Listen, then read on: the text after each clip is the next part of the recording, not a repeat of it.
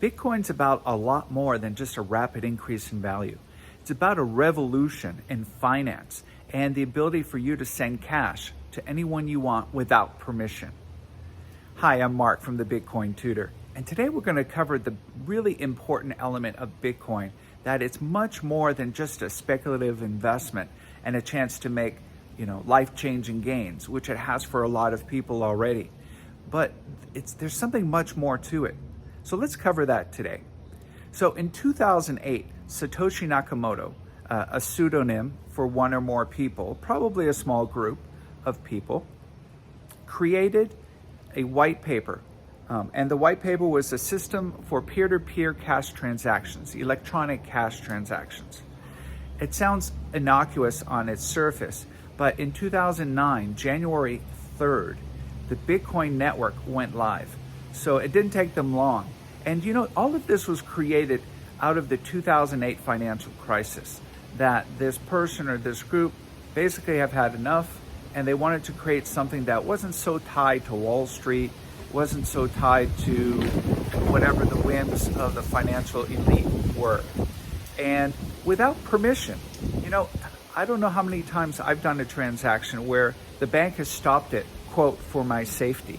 And this is ridiculous. I can do a credit card payment and they'll stop it because they weren't sure. I've even done a wire transfer and they held it for a week, really risking the transaction I was involved with, because I was supposed to close on a deal long before that.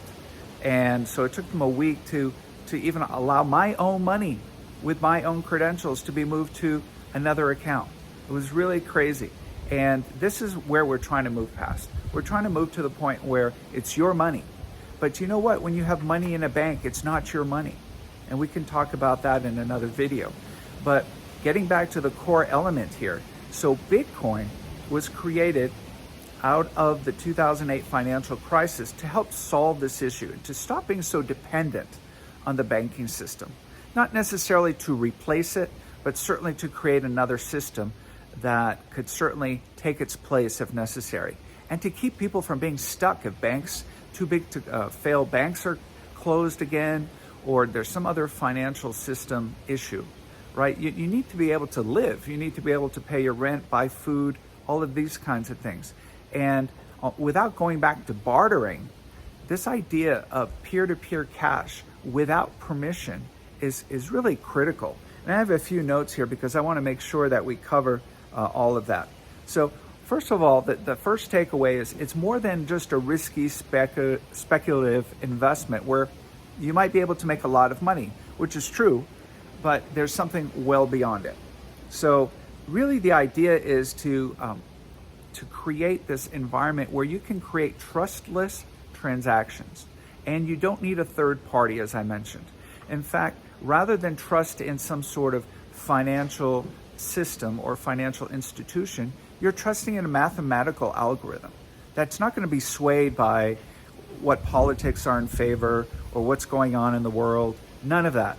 It's just a computer program, really, that will allow you to move what's yours, give what's yours, send what's yours, and receive money from others. So that's pretty simple. And it also operates without central control. Now, this is a huge one. If you look at any of the banks, they're all centralized. Even the credit card companies like Visa and MasterCard, they're centralized, and all transactions have to go through their clearinghouse. In the Bitcoin world, the system, the network is decentralized, so that if any of the computers go offline or there's an internet problem or anything like that happens, all the other systems, all the other computers on the network who manage the Bitcoin network, and these continue to operate and manage the network. They continue to do what's known as proof of work mining. And this mining actually creates new Bitcoins, but in this case, it processes your transactions.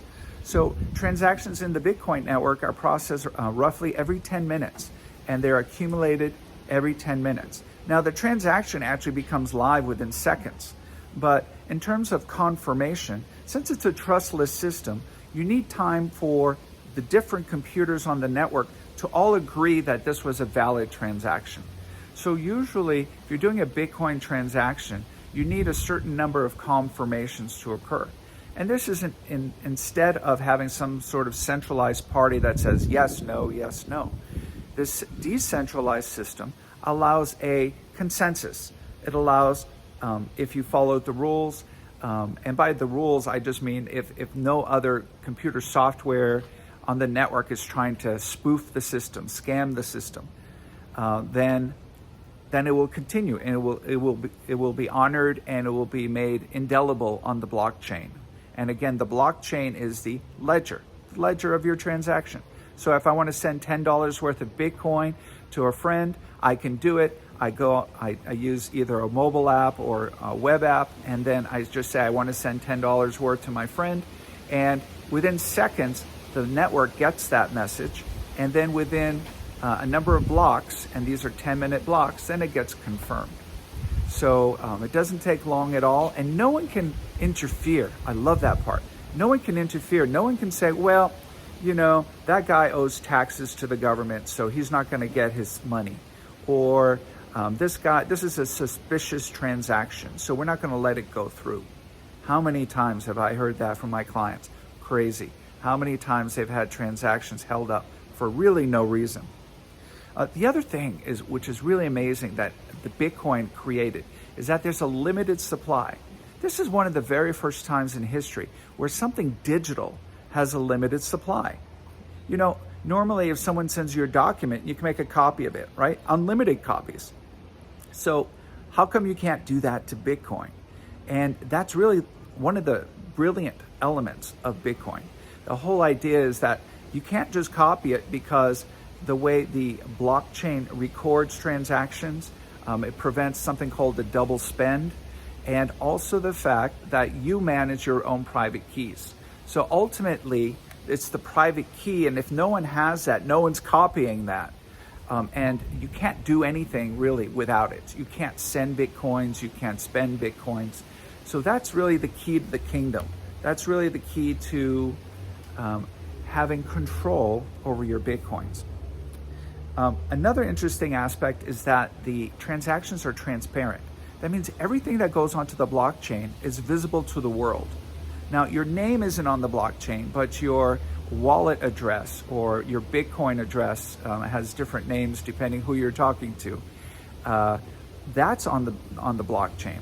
So if someone can map you to your address, which is like an account number for a bank account, if they know your account number, then they can know how many Bitcoins you have in that particular account. So it is very transparent in that way. Now, just because they can see it doesn't mean they can touch it or spend it. It's really this indelible ledger, this ledger that allows anyone to see it through something called a block explorer. And again, these are easy to find online and use, and you can see all of this online. So if you have an address, you can type it into the block explorer, and then they'll tell you what the current balance is of that address. So it's very, very simple. Also, you'll know all the different transactions that have occurred on that address. So this idea of the fixed supply of 21 million really adds a lot of value to Bitcoin. It'll prevent it really from being printed to infinity, like we're seeing on so many different currencies throughout the world. The other thing is it's globally accessible. You don't need permission to access the Bitcoin network from your government, from your bank, from anything like this. Anyone can participate. You can participate with what's called the Lite client, which is like just an app on your phone. Or if you want to participate in the mining network, you can invest in a computer that actually helps qualify transactions and can help create new Bitcoins. And you get rewarded for that. So it's a very interesting time. A couple other examples. In the real world, if you will, in the financial world, El Salvador, which is really probably the premier country that's backing Bitcoin, has made Bitcoin legal tender in their country. And they've actually made it easy for people to use. And they actually have a nationwide network that allows people to jump onto Bitcoin and even reduce the transaction fees, allowing Bitcoin to be used for much smaller transactions than you would normally be able to do with Bitcoin. So very exciting times, to go to a street vendor on the beach and pay with your phone with Bitcoin. It's pretty amazing to be able to do that. I think we'll probably see some positive movement here in the United States as well, because of the Trump administration and his pro-crypto stance, and over 250 Congress people who are coming in this session in the U.S. Now, the U.S., this is not a U.S. specific thing, but when the U.S. coughs, the rest of the world gets a cold, right? It's that kind of thing financially. So the U.S. does still have good influence over the rest of the world. And I'm not sure if good's the right word, but strong influence. Now, over time, I think we'll see BRICS, the BRICS alliance with Brazil, Russia, India, China, and South Africa, and other countries joining BRICS. They will have also a greater say in the world as this new block of countries. But for now, the U.S. Supporting it, and then, of course, El Salvador being really the poster country for this. This is wonderful. So a couple other things before I close. Tesla and MicroStrategy. These are two companies that are well known for investing in Bitcoin and even other cryptos. Tesla has invested in Dogecoin, which is interesting as well, a meme coin that has seen significant attention in recent months. And even PayPal is integrating Bitcoin transactions. So it's really, really an interesting time. So I hope you found this video valuable. Stay tuned to this channel and subscribe for more information. This is part of our Bitcoin Basics series, but we also cover some common and current events that are happening in the Bitcoin world. Thanks for your time and have a great day. Go crypto.